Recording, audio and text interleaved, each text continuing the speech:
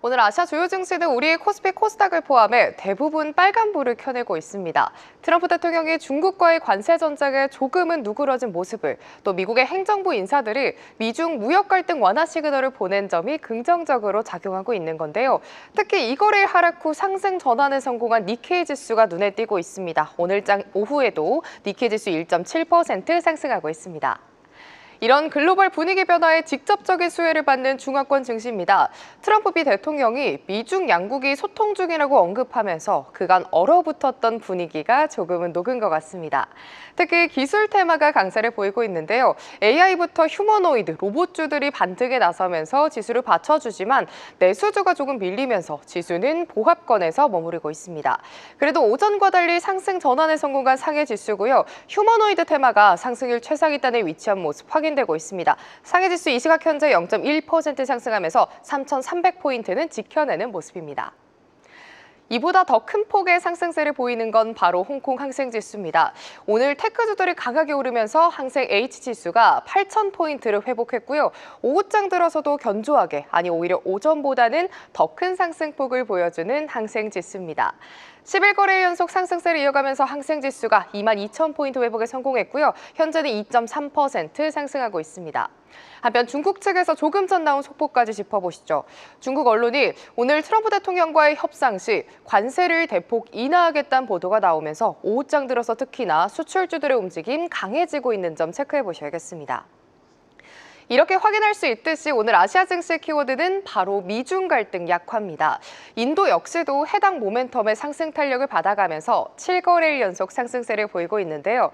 장중 8만 포인트를 상회하기도 하면서 견조한 흐름을 보여줬습니다. 하지만 오후장 들어서 수급에 조금 밀리면서 다시금 8만 선을 하회하는 센섹스 지수, 이 시각 현재 강보합권 움직임 보여주고 있습니다.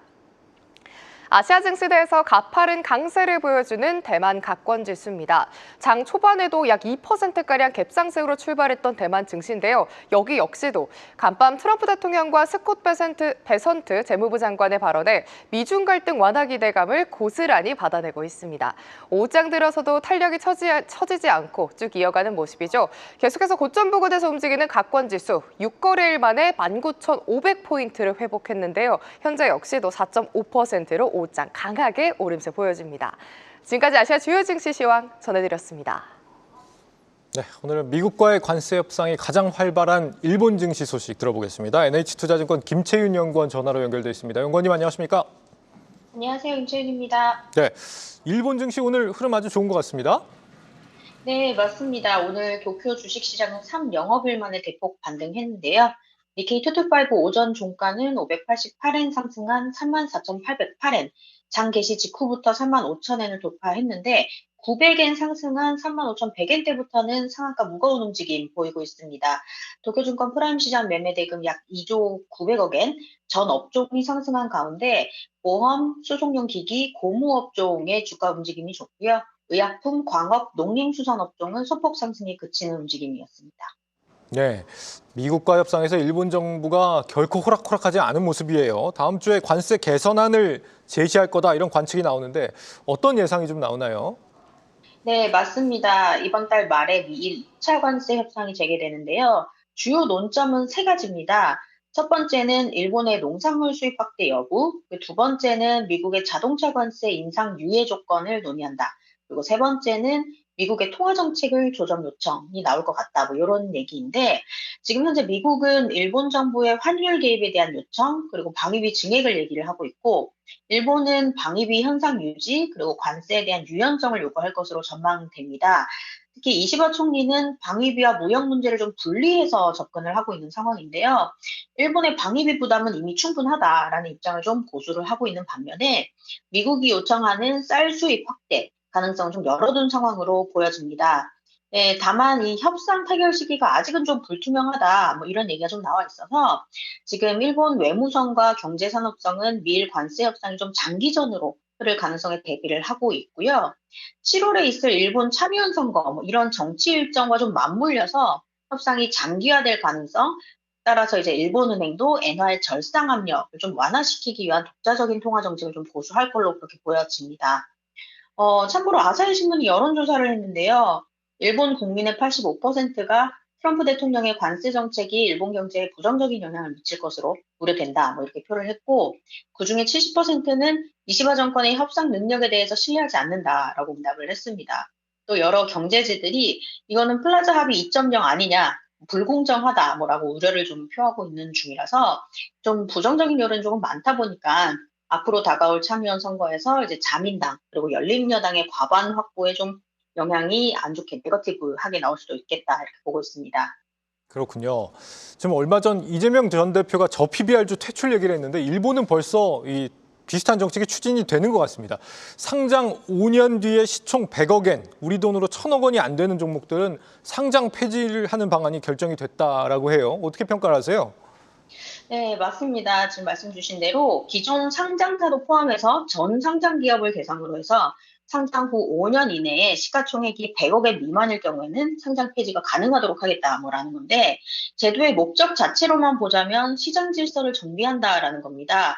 저성장 기업을 정리하고 유망 기업 중심으로 시장을 재편해서 효율성을 제고하자, 그러니까 즉 질적 성장을 이루자라는 건데 만약에 이 제도가 실행될 경우에는 기업 단에서는 성장에 대한 압박은 있을 수 있지만 결국 글로벌 경쟁력 강화로도 좀 이어진다라고 보여지고요. 투자자에게는 실적에 대한 투명성을 제공할 수 있기 때문에 투자 손실 리스크는 좀 축소되는 투자자 보호의 측면도 있다라고 판단을 하고 있습니다. 네, 다만 이 지나친 상장 기준 강화가 조금 얘기가 나오는 상황에서 중소기업의 자본 조달 기회가 축소될 우려가 있고 비주류 산업 같은 경우에는 시장 진입 자체가 좀 어려울 수도 있겠다라고 보여집니다. 네, 다만 제 개인적으로는 이번 제도 같은 경우는 일본 자본시장에 있어서 굉장히 좀 하는 게 전환점이 아닌가 이렇게 좀 보고 있는데요. 단순히 성장 유지 조건 강화가 아니라 기업의 성장 동력을 좀 확보하는, 그러니까 기업 간의 경쟁을 좀 촉발하는 구조적 변화의 시작이다. 일본 증시에 있어서 좀 체질 개선의 기회다라고도 보고 있습니다.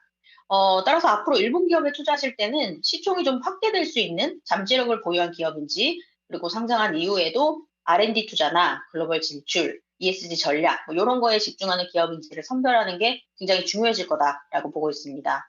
예. 용관님, 요 질문만 하나 더 좀 드려보고 싶습니다. 지금 달러엔이 141엔, 142엔 수준까지 지금 낮아져 있는데요. 이게 미국 달러에 대한 불신이 심화되고 있다는 거겠죠. 근데 미 국채를 최근에 좀 과격하게 매도를 하고 있는 게 일본 투자자들이다, 이런 소식이 좀 들리는 것 같아요. 이 자금들이 엔캐리 청산 자금으로 돌아가는 게 아니냐, 이런 불안감들이 좀 있는 것 같거든요. 어떻게 좀 보고 계세요? 최근에 달러엔 환율의 변동성이 좀 급변하면서 엔캐리 트레이딩이 다시 부활하는 거 아닌가라는 질문을 좀 많이 받는데요. 결론부터 말씀드리면은 아직은 좀 아니다라고 판단을 하고 있습니다.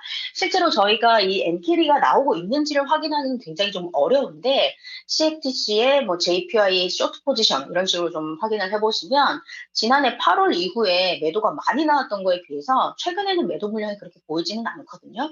그래서 실질적으로는 뭐 일본이 팔고 있다라고 아직은 판단하기 좀 어려운 상황인데 만약에 지금 말씀 주신 것처럼 미일 관세 협상에서 일본이 가지고 있는 외환 보유고, 그러니까 좀 미국채를 좀 방출을 해라. 그리고 미국이 들고 있는 이제 신규 장기채로 전환을 시켜라라고 할 것 같으면 다시 한번 엔캐리 또 나올 수도 있다라고 가능성만 지금 보고 있는 상황이긴 합니다. 네, 그 관세 협상의 결과를 좀 지켜봐야겠군요. 말씀 잘 들었습니다. 네, 감사합니다. 네, 감사합니다. NH투자증권의 김채윤 연구원과 함께했습니다. 아시아 증시 주요 뉴스입니다. 독일 자동차 제조업체 BMW가 올해 말부터 중국에서 출시되는 신차 모델에 중국 딥시크의 인공지능을 통합할 계획이라고 발표했습니다. BMW CEO 올리버 집세는 올해 말이라고 정확한 시기를 밝혔지만 어떤 면에서 AI 통합 기술이 구체적으로 적용되는지는 공개하지 않았습니다. 중국 전기차 기업 샤오미가 지난 3월에 발생했던 교통 사망 사고를 이유로 첫 SUV 출시를 연기했습니다. 새로운 출시일이 공개되지 않은 가운데 이번 주 상하이 모터쇼에서 두 번째 전기차 YU7 공개 계획도 취소했습니다. 미국 전기차 제조업체 테슬라가 미국의 EV 제조업체가 매출 감소와 관세 위협에 직면한 가운데 인도 시장 진출을 신중하게 모색하고 있다고 밝혔습니다. 인도로 수입되는 EV에는 70%의 관세와 약 30%의 사치품 관세가 부과되는 만큼 인도에서 판매되는 테슬라의 가격이 2배가량 상승할 수 있다고 말했습니다. 인도가 향후 20년 동안 제조업 부문의 점유율을 12%에서 23%로 2배가량 늘릴 계획이라고 밝혔습니다. 특히 니르말라 시타라만 재무부 장관은 인도의 경우 젊은 노동력을 흡수하고 수입 의존도를 낮추는 것이 필수적이라며 경제 성장을 촉진하겠다는 의지를 드러냈습니다. 지금까지 아시아 주요 뉴스였습니다. 계속해서 다양한 경제 이슈를 알고 싶다면 구독과 좋아요, 알림 설정 부탁드립니다. AI 캐스터 권미정이었습니다.